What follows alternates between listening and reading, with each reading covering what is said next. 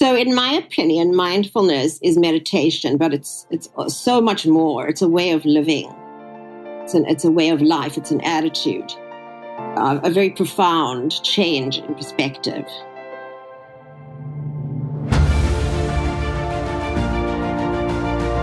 Hello and welcome to the Daily Helping with Dr. Richard Schuster. Food for the brain, knowledge from the experts, tools to win at life. I'm your host, Dr. Richard.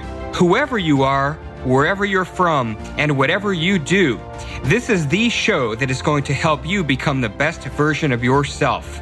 Each episode, you will hear from some of the most amazing, talented, and successful people on the planet who followed their passions and strive to help others. Join our movement to get 1 million people each day to commit acts of kindness for others. Together, we're going to make the world a better place. Are you ready? Because it's time for your Daily Helping. Thanks for listening to this episode of the Daily Helping with Dr. Richard Schuster. I'm your host, Dr. Richard, and I'm honored to share today's guest with you. Dr. Melanie Greenberg is a practicing psychologist, life and business coach in Marin County, California, and an expert on managing stress, health, and relationships using proven techniques from neuroscience, mindfulness, and positive psychology. She blends scientific knowledge with mindful wisdom and heart-based compassion. Dr. Melanie seeks to educate, support, heal, and inspire you so you can overcome emotional barriers to fulfilling your potential. She is the author of the newly published book, The Stress-Proof Brain, an Amazon bestseller in neuropsychology, stress management, and health. She writes the Mindful Self-Express blog for Psychology Today, which has over 8 million page views. With more than 20 years of experience as a professor, author, researcher, clinician, and coach, Melanie has delivered talks and workshops to national and international audiences, businesses, nonprofits, and professional organizations like the American Psychological Association. A popular media expert, she has been featured on CNN, Forbes, BBC Radio, ABC News, Yahoo, and Lifehacker, as well as Business Insider, Self, Redbook, Women's Health, Men's Health, Fitness Magazine, Livestrong, Women's Day, Cosmopolitan, Marie Claire, and the Huffington Post. She has also been featured on radio shows and numerous podcasts. With almost 50,000 followers, Melanie was named one of the 30 most prominent psychologists to follow on Twitter. Melanie, welcome to the show. Thank you very much. So I wanted to ask you a question because as I was learning about you, I found your background really interesting because you mentioned that you have expertise in neuroscience, mindfulness, and positive psychology. And those things at a glance would seem to be somewhat at odds with each other. So talk to me a little bit about how those come together for you in your practice. So some of this comes from my background as a professor. My training was in health psychology, which at the time was kind of a new field. And it's looking at mental health through the biopsychosocial model.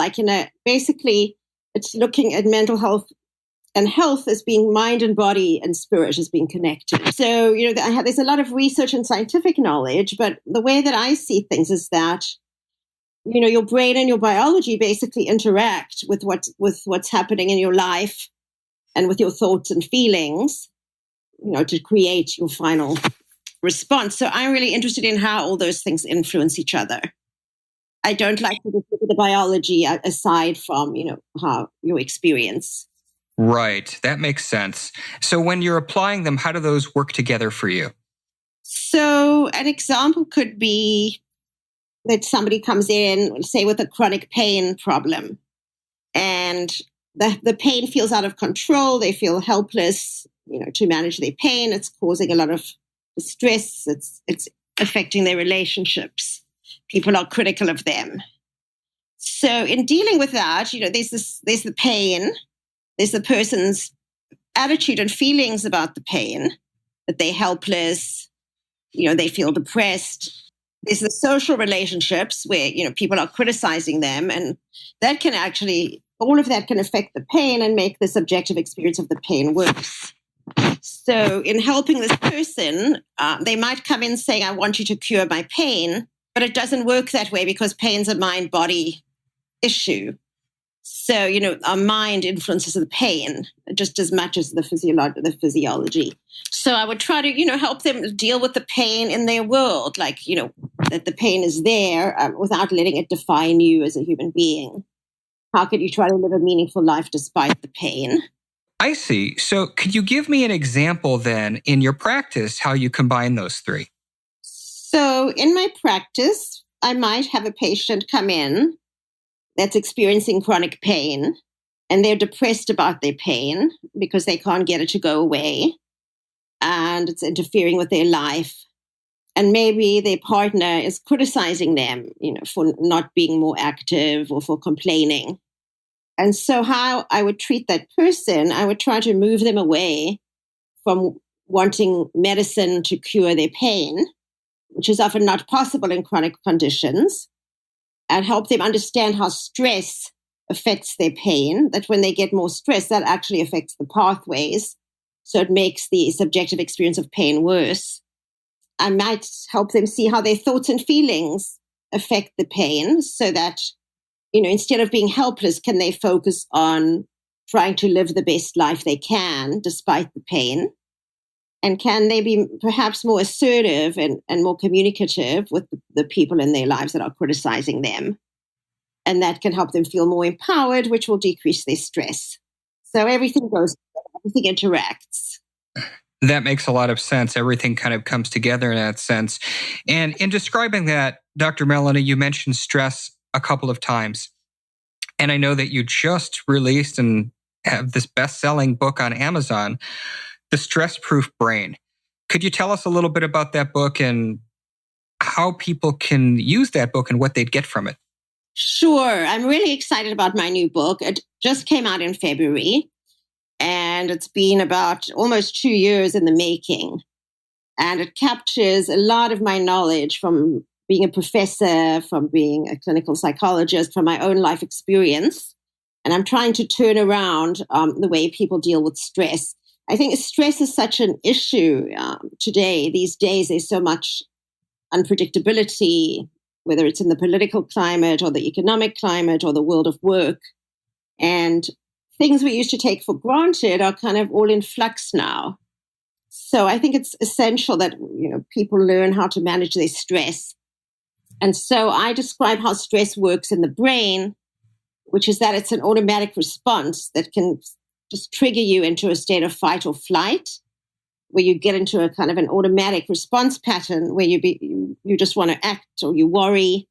And I want to tell people how to manage that and have tools to manage that so that they can not be derailed by stress and can use its positive aspects because it's energizing, and that they can stay on track with their goals. It's very interesting. One of the things you mentioned was stress in the workplace. And I recently read an article that, talked about, and with all of these technological advances that we were going to have, such as artificial intelligence and workflow automation, that our lives should be easier, that we should have shorter time spent in the workplace. But in fact, it's been the opposite. In fact, that we're spending more time than ever at our jobs and our stress is increasing. So your book is certainly very timely from that perspective. You talked a little bit about that the book goes into how stress affects the brain. Could you talk to us about that, please?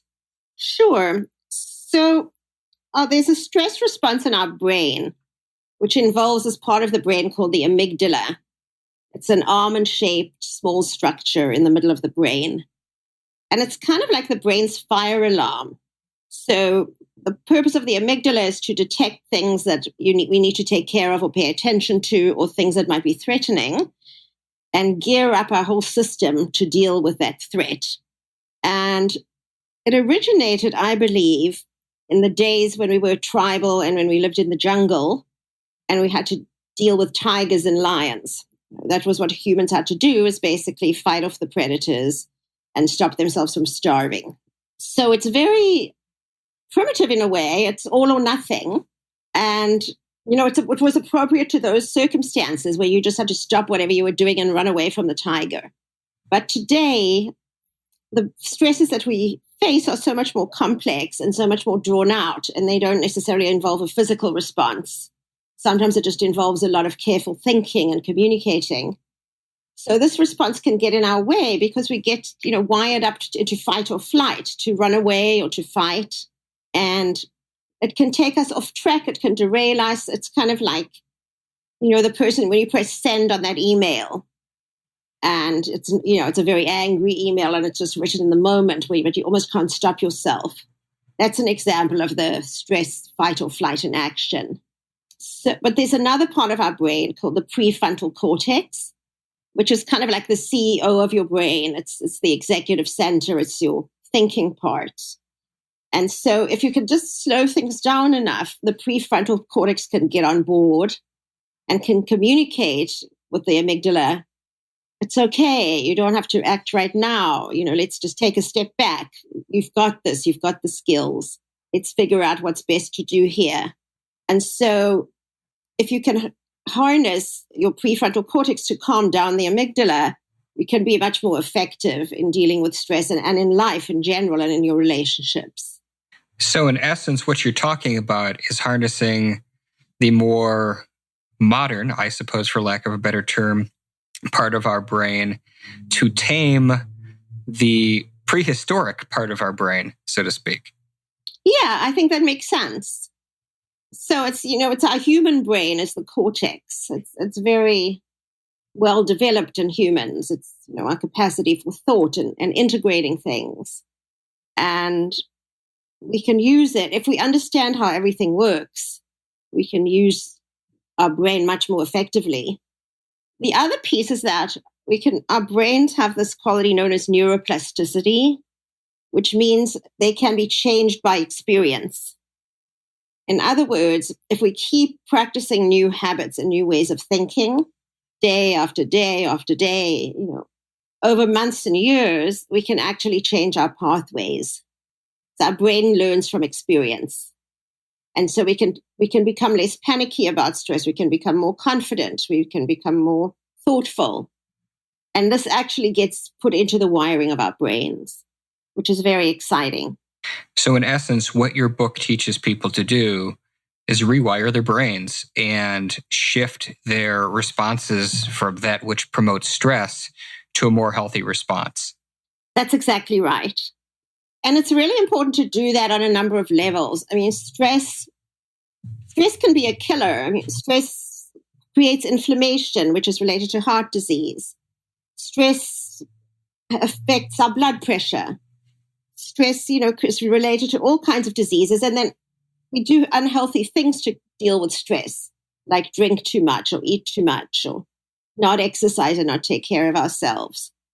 So it's very important to manage our stress in terms of longevity and, living a healthy life and having the energy to fulfill your potential. And stress also gets in the way of relationships. It makes people angry. It makes people hit out at each other. It makes people say things they regret. And so it's very important to manage stress as well so that we can nurture our relationships and we can work together and we don't drive people away. And everybody reacts to stress differently in some regard. I always have conceptualized stress as a bucket of water. And the closer to the top the bucket is, the less our threshold is of tolerating stressful situations in our life. And depending on our history and genetics and a lot of factors in our lives, one person's bucket may be higher or lower than another person's bucket. So let's say somebody has a bucket where their threshold is pretty close to the top. With your techniques, the things that are in your book, how quickly can one person start to expect that they would have improvement? So it depends on what degree of improvement you're talking about. I have clients that come into a session, they all triggered, they all wired up because something happened. Maybe they had a fight with their partner, or maybe their boss criticized them. And it opens up a whole can of worms related to their childhood and how, maybe their parent was critical or narcissistic or abusive. And so they come in very triggered, very, not focusing, not feeling grounded, kind of feeling in a panic. And we do maybe 20 minutes of mindfulness meditation. And that means focusing on your body and your breathing, slowing things down, breathing into all the different parts of your body, opening things up, softening. And I find at the end of that session where perhaps they couldn't even concentrate and take in what I was saying before, or they're resistant, after the mindfulness, you have a noticeable change. They're softer, they're calmer, they're a bit happier, they're more attentive, they're more open. So they can be an immediate change just with one session. I mean, that's not going to change your brain permanently, but I just use that as an example. But if you do that over and over again, 5 times a week, over months, and sometimes years, but for many people, months, the brain pathways start to change. In the mindfulness studies, people did this intensive mindfulness-based stress reduction course, and it was 2 hours a week, and then they practiced for half an hour a day. And after 8 to 10 weeks, you can see changes on brain scans, where the amygdala is sometimes a little bit less powerful, the prefrontal cortex is more powerful and more dense, and the communication between them is better. And the parts of our brain related to compassion are sometimes also changed to become more compassionate. What could you speak to that a little bit more, the parts of the brain that directly relate to compassion? Well, in particular, the insula is a part of the brain. It has many functions, but it seems to be involved in compassion. And, that compassion means being able to connect with another person in an empathic way. It's a desire to help somebody else. So it's an awareness of their suffering and a desire to take, in some level, to take away that suffering, even if you don't act on it. And so it seems to be wired into our brain in certain circuits and certain parts. And those can actually be seen on brain scans. And it can be increased and improved. Mindfulness makes us more compassionate when we meditate, when we have a particular attitude towards life, which is more accepting and more soft. So there's your positive psychology piece coming back into the fold as you're doing that. And I do know that mindfulness is a large portion of this new book. But before mindfulness, you also talk about, how we react to stress. And, you did say that it can lead to, additional heart disease and, emotional distress. But could you speak a little bit more specifically about what kind of damage stress can do? Sure. So stress can, over periods of time, it can create inflammation in our bodies. It can also depress the immune system. Some of these reactions make sense if you're thinking about somebody that's had a battle and has to recover from the battle. So these reactions make sense in the short term and in the context, of that historical context. But and acute stress isn't necessarily harmful. There's some studies that pieces of it can make you feel a little bit, your immune system work a bit better in the short term. But in the long term, it kind of erodes your immune system. You develop inflammation, and that can affect, the kind of the channels and the pathways going to your heart. Or it can dysregulate your glucose. Your glucose levels can get out of whack because part of fight or flight is getting glucose to the brain so the brain can operate more quickly. But, that can relate to diabetes. And so, there's many different effects in the body of having prolonged stress, and especially when the stresses are piling up on top of each other and there's no break. I'm curious if you're aware of any research or based on your experience, the impact that social media can have on one's level of stress. I'm just going to talk based on clinical experience. What I see with clients is that social media, it can keep triggering insecurity. So somebody's feeling lonely or somebody's feeling unattractive and feeling not good about themselves. And then they look at Facebook and they see what a good time everybody else is having and what fun everybody else is having. And, they feel left out. They see people starting new relationships. And they feel inadequate. They feel that their life isn't going well. And it's just there's this constant kind of comparison that makes them more insecure and makes them feel worse.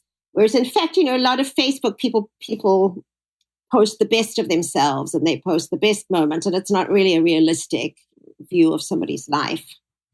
That makes sense. I asked you that because I had read an article recently where Facebook is working on technology that, based on the tenor of one's posts, it's trying to create an algorithm to determine if people might be suicidal. And I was curious to see, anecdotally, given your work, to what degree you see that social media exacerbates one's stress. So that's pretty interesting. Yeah, I think it really exacerbates insecurity. And I see it I have a 15-year-old daughter. So I see it, it starts very young with this Snapchat and this Instagram. And I find, when we go somewhere, my daughter has to stop and take these selfies, showing what a good time she's having. Or, if she's spending a weekend on her own without seeing a friend, she has to look at all her friends constantly posting on Snapchat what a wonderful time they're having together. And she's pretty proactive in getting together with friends and organizing fun things. But I could imagine, somebody that's more isolated, if they have to keep seeing this stuff, it makes them feel left out, feel unpopular, feel that they're not measuring up. And they're very young and their brains are young and still growing. So, I see that effect very much in that generation. The book that you just released, is that a book that a 15-year-old could apply those skills and tactics to as well? Yeah, I think it depends on the 15-year-old. But pretty savvy 15-year-old, somebody like some of my daughter's friends are reading the book and enjoying it. I think they would skip past some of the parts, might be a bit boring for them, but too much detail about the physiology. But I definitely think that they could use a lot of the strategies. Sure. Okay. Well, that's good to know, certainly.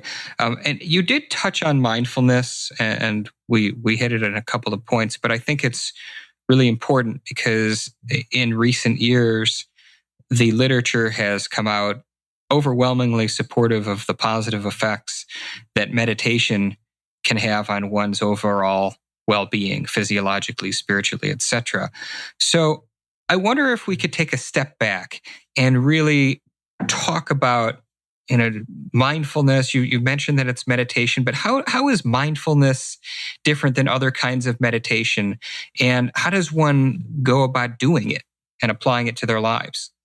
So in my opinion, mindfulness is meditation, but it's so much more. It's a way of living.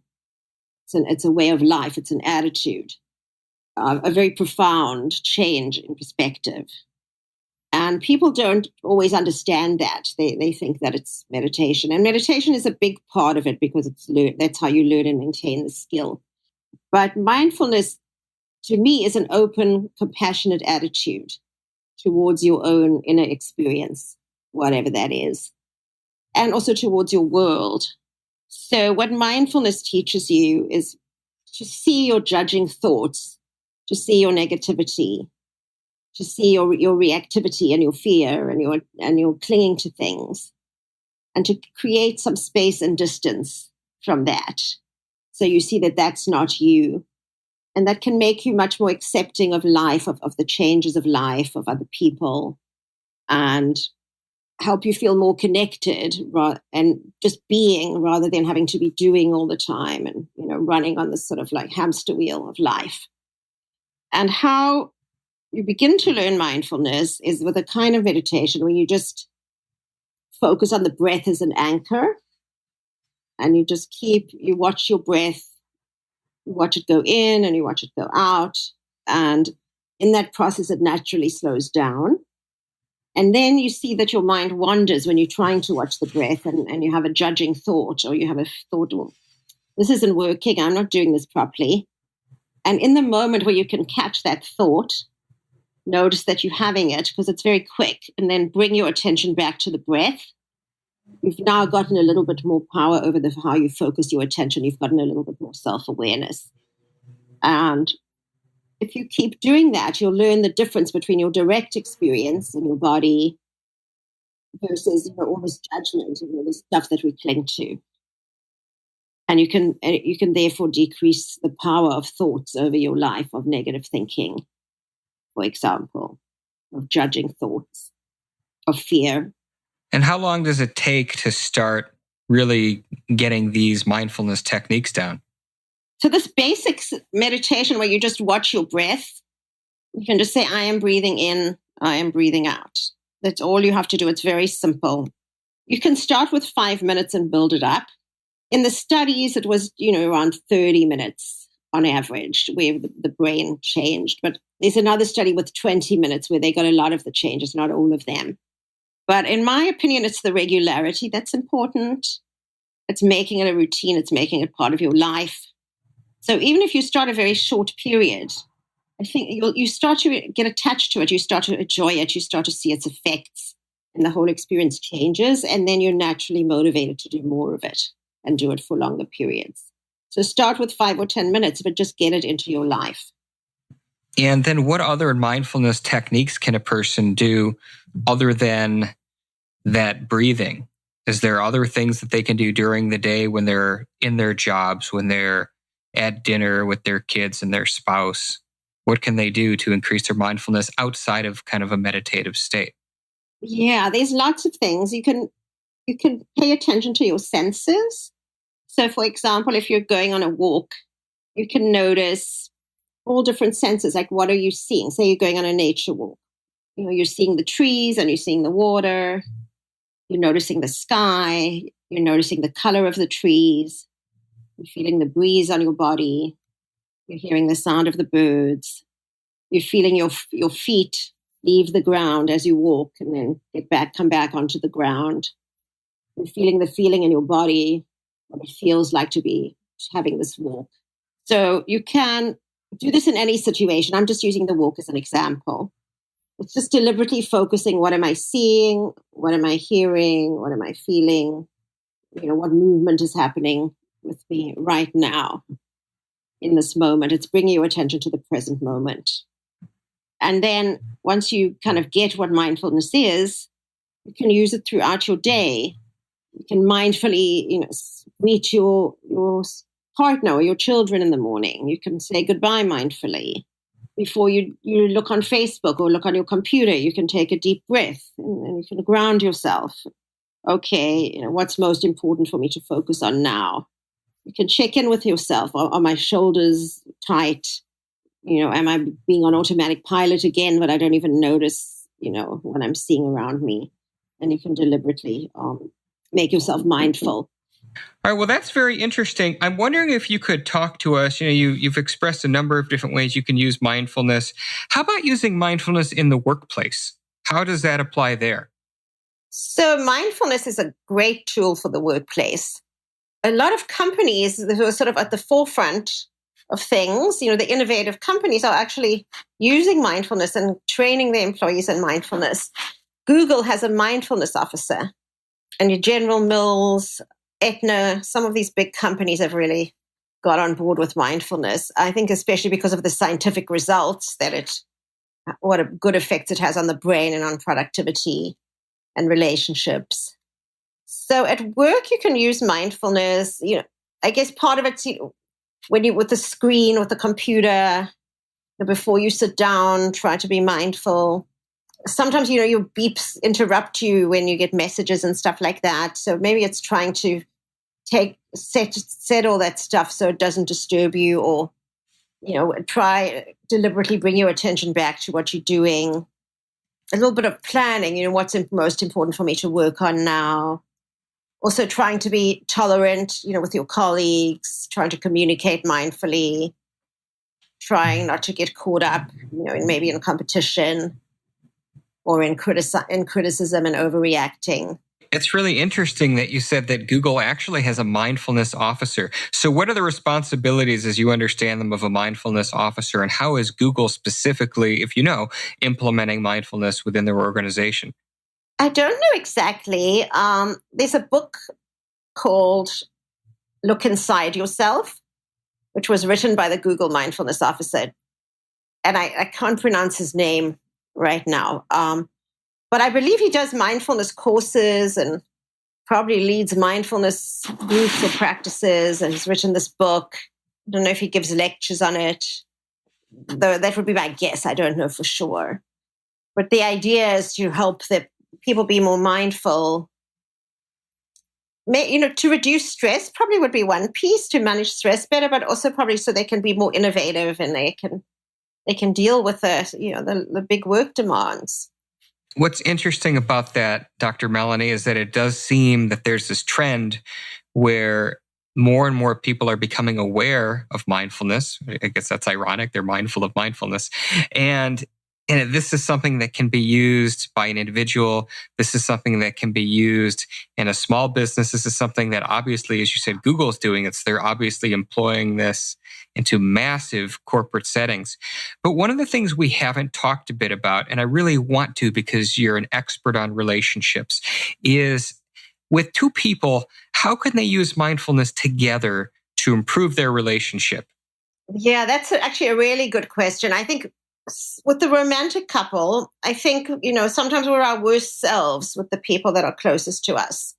It's like when you let your guard down at the end of the day, you've had a stressful day, and, sometimes your partner gets the brunt of it.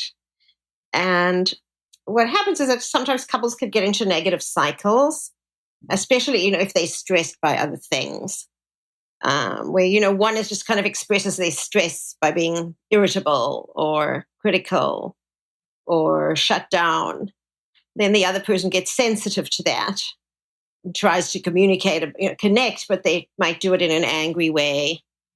And all of a sudden you find them all being caught up in a cycle where they're basically triggering each other. They have these fixed ways of relating. Sometimes there's a pursuer distancer. One's pursuing when one's distancing. The pursuer is often critical. The distancer feels criticized, overwhelmed. The pursuer feels lonely, doesn't feel the person really cares. So mindfulness can kind of get you out of those mindsets, which are very reactive and often shaped by past experience, both in the relationship and perhaps your childhood experiences and vulnerabilities. And it can get you, to deliberately ground yourself and get into a more compassionate state of mind, trying to broaden the view and see the big picture. Oh, this is the person I love. Thinking about, is it really important to be arguing about the crumbs on the counter now? What's the bigger picture here? And then also to be able to tune in compassionately to yourself and the other person. What do I need right now? What does the other person need right now? What are their goals? What are they feeling? And when you get into that mindset, it's much more connection, and you're not just, going through your automatic routines. And it can create good feeling and understanding. And Dr. Melanie, when you're talking about these automatic routines, you're talking about cycles. That's a term you've used a number of times during our talk. You're talking about these hardwired, essentially habits that we have wired our brain to react in these negative states. Or when, like you said, a spouse, loses their mind about crumbs left on the counter, it's not really the crumbs on the counter. It's more that they've conditioned themselves to respond in a certain way to their partner. Is that correct? Correct. Yeah. And it can often be a certain negative way. Like if you have a negative belief about somebody, it can act as a self-fulfilling prophecy. They have a confirmation bias where you're looking for the behaviors that confirm the belief. So say you think my spouse is not considerate. You'll be kind of vigilant without realizing it about all the things they're doing that are not considerate, and you won't probably notice the things they're doing that are considerate. And so that increases the negativity and the bias. Mindfulness can get you back into a more open, objective, compassionate frame of mind where the patterns have less power over you in these ways of judgmental thinking. And I know that you mentioned, of course, the act of starting the mindfulness. You talked about the breathing and following the breath, being aware if you're on a nature walk of, the trees and your environment. It sounds like a lot of the act of mindfulness practice is kind of a solitary activity, but it can impact one's relationships all across the board. But are there things that couples can do together, or people in a group setting, I guess is my question. Are there mindfulness activities that two people can engage in at the same time? I think that two people can meditate together, but it still would be solitary. There's group meditations. So where I live, there's this place called Spirit Rock, where they have regular meditation meetings and Dharma talks and silent 3-day retreats. And I think that there's something that people pick up in a sense, in that silence together, in that meditation together, where there's a bit more of a loving, accepting, growing atmosphere of growth. In terms of together, I think it's just more trying to tune into the other person in a compassionate way, focusing on the other person. What do they need? What are they feeling? What do I feel for them? Connecting with your love for them. I mean, that's all mindful, I think. That makes sense. And then I teased this a little bit earlier on in our talk when I asked you about, could a 15-year-old read your book? And you said a savvy 15-year-old. But certainly as a fellow psychologist, you know that there's a great deal of importance in instilling in our children when they're young the foundation so that they have a positive view of their self, the world, strong self-esteem.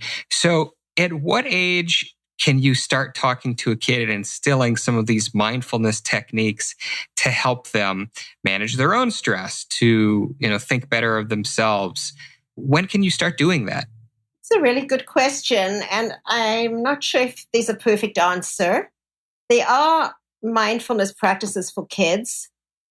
So they teach kids quite young kids mindfulness. And like at an elementary school, it might be imagine that your thoughts are bubbles. So I've worked with elementary school kids, imagining that every thought you have is a bubble.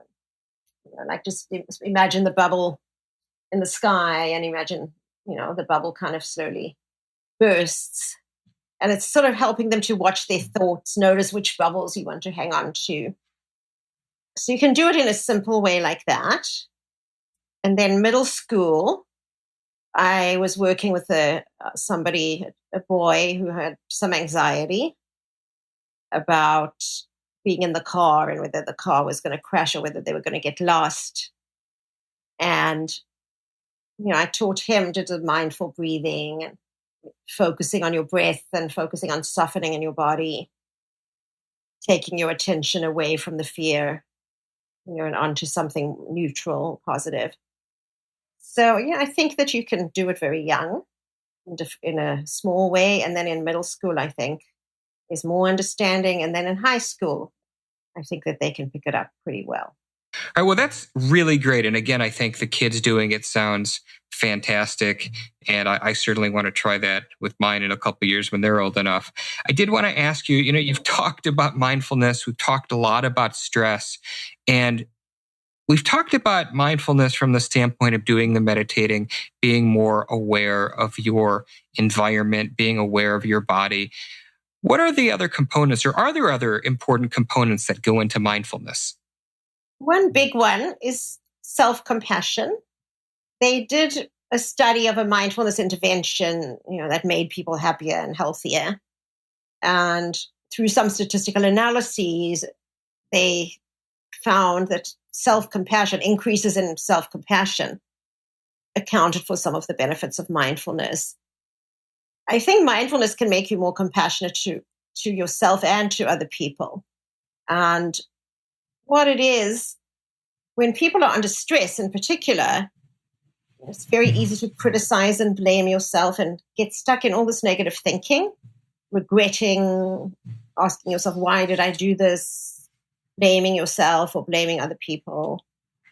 And mindfulness can help you be more compassionate to yourself. And even directly just thinking about being compassionate and trying to take that perspective It can help, it can deal a lot with this negative thinking and inner critic and insecurities. And it can give you a way, to kind of treat yourself better, to be kinder to yourself. So part of self-compassion is the idea of we're only human. We don't have to be perfect. People get perfectionistic and, that can get in their way and make them more stressed, or people procrastinate because they want things to be perfect. Self-compassion is about challenging that thinking and just you're human. It's okay to be human. It's okay to make mistakes. It's okay not to do it 100%. Compassion for the circumstances. If somebody did make a mistake, what are the circumstances at the time that may have affected them?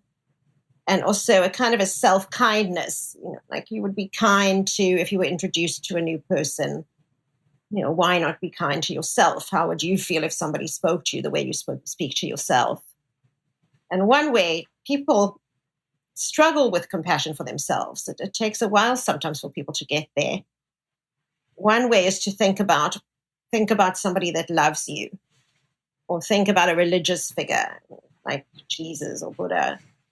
Imagine them looking at you in this situation and see it through their eyes.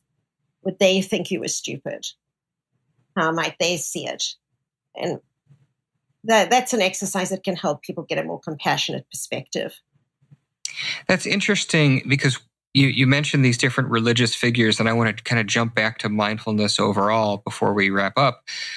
Is mindfulness something that can apply to any religion, any person's background of faith? Absolutely. It has its roots in Buddhism and in ancient Eastern practices, but it's been brought to the West. John Kabat-Zinn was the famous person that brought mindfulness to the West. And basically, he reformulated the way we talk about it. So it got away from the religious language and it was more scientific language. Like talked about the relaxation response, for example. And with that language, it becomes more accessible to people in the US or in the West. So anybody can practice mindfulness. The principles were based in religion, but they're not religious principles. I see. Well, thanks for clearing that up for sure. And I wanted to thank you so much. We're just about out of time here. Thank you so much, Dr. Melanie, for coming on the show. As you probably know, one of the things I do to wrap up is I ask all of my guests, what is the one biggest helping, the single most important piece of information they want the listener to walk away with after hearing today's episode? So my take-home message is that stress is a natural part of life, but it doesn't have to own you. It doesn't have to get in the way of your health and happiness. And you can change the way you respond to stress. And that affects your relationship with the events. That changes your whole reaction. So if you can learn to manage your brain's automatic fight or flight response, you can put an end to unhealthy responses to stress, and you can become more mindful and compassionate and have a broader perspective. And this will help you fulfill your potential and not let stress get in your way. Fantastic. Absolutely fantastic. Dr. Melanie, where can people find you? So they can find me on my website. Currently, it's drmelaniegreenberg.biz, but I'm actually building one that's drmelaniegreenberg.com. And they could find me in Psychology Today. I write a blog called The Mindful Self-Express, self-express, on Facebook, Mindful Self-Express, or you can go to the Stress Proof Brain page on Amazon, and that's where you would buy my book. Very good. And we will also post those links as well as a link to your book in the Daily Helping app as well as on the Daily Helping website as well. Well, again, thank you, Dr. Melanie, for being on today's show. And everybody who tuned into this episode, thank you so much for listening. If you enjoyed today's show, go and subscribe to us on iTunes and leave a 5-star review. This helps other people find the podcast. Thanks again, and go out there and do something nice for somebody else. Even if you don't know them, post it in your feed using the hashtag MyDailyHelping, because we know the happiest people are those that help others. Until next time.